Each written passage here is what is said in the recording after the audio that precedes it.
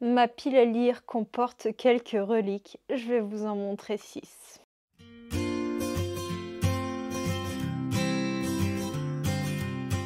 Hello maître et érudit de la citadelle, c'est Johanna, je suis ravie de vous retrouver aujourd'hui pour une nouvelle vidéo et on va parler d'un sujet qui fâche, les reliques de la pile à lire.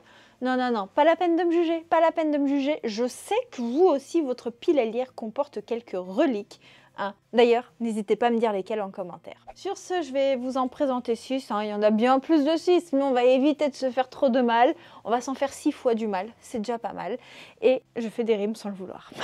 Je suis désolée, c'est la fin de journée au moment où je vous tourne cette vidéo. La fatigue se fait sentir, les conneries aussi. Sur ce, la première relique de la palle que je vais vous présenter, il s'agit de Fuck Have, mon Père Noël s'appelle Adam de Caro Emmeline.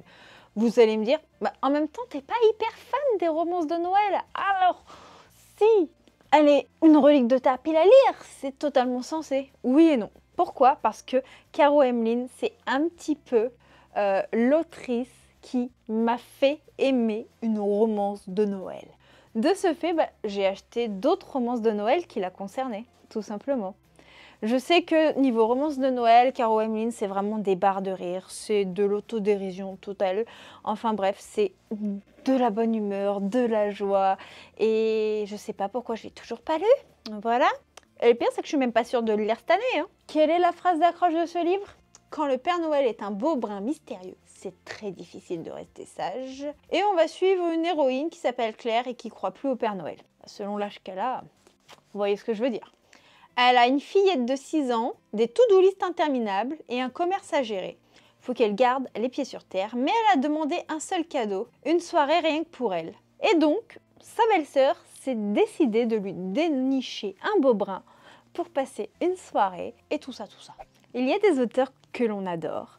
Il y a des auteurs dont on a lu tous les écrits, ou presque. Enfin non, j'ai pas lu tous ces écrits, mais presque. Les dernières sorties, non, parce que je les ai pas encore en ma possession. Mais pour celle-ci, j'ai pas d'excuses. Je n'ai toujours pas lu De sang, d'écume et de glace de Alexiane Delis, qui est une trilogie, quadrilogie, je ne sais plus, sur des sirènes. On est dans du young adulte. On nous dit que Perséphone est atteinte d'une maladie mystérieuse qui l'affaiblit de jour en jour et qu'elle se retrouve coincée dans le Finistère chez une tante excentrique dont elle ignore tout. Et pourtant, elle va se sentir mystérieusement attirée par l'océan. J'ai cette saga dans ma bibliothèque depuis sa sortie.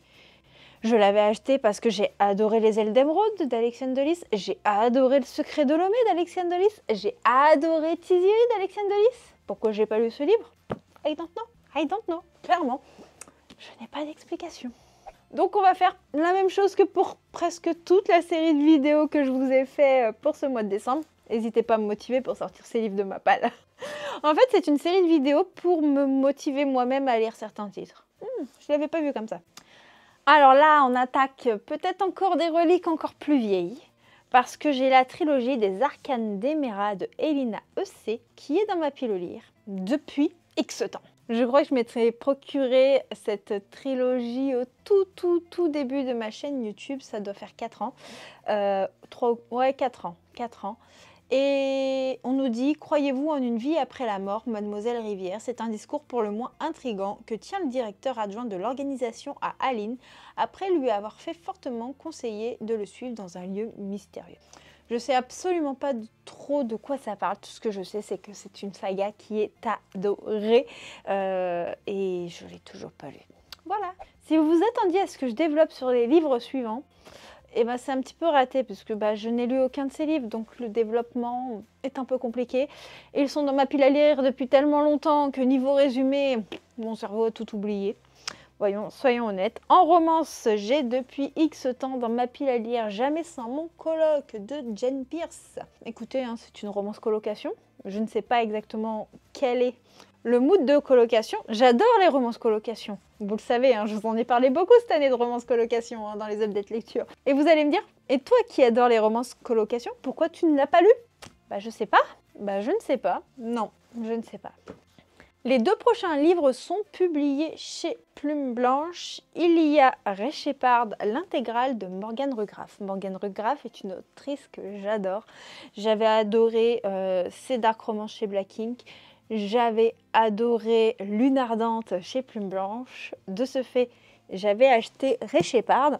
L'intégrale, on est dans un truc avec des loups-garous, une histoire de vengeance entre 2 frères, il me semble qu'il y a un truc comme ça. Je sais pas pourquoi je l'ai pas lu.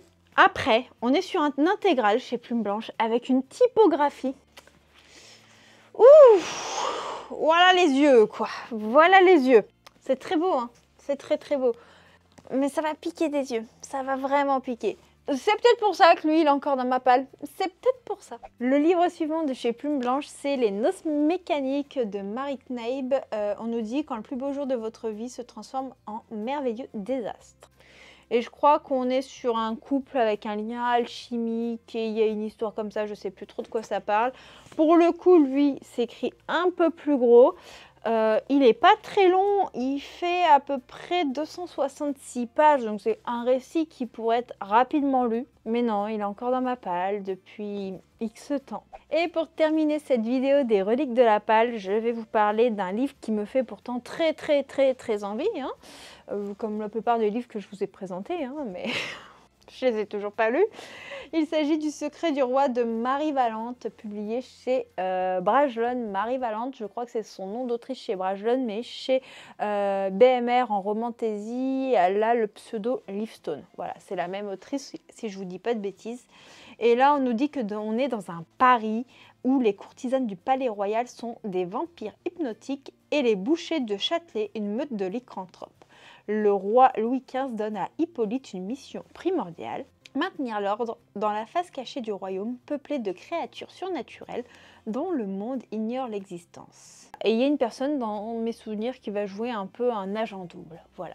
Regardez-moi, j'adore les reflets de la couverture, je pourrais jouer comme ça pendant des heures. Youhou!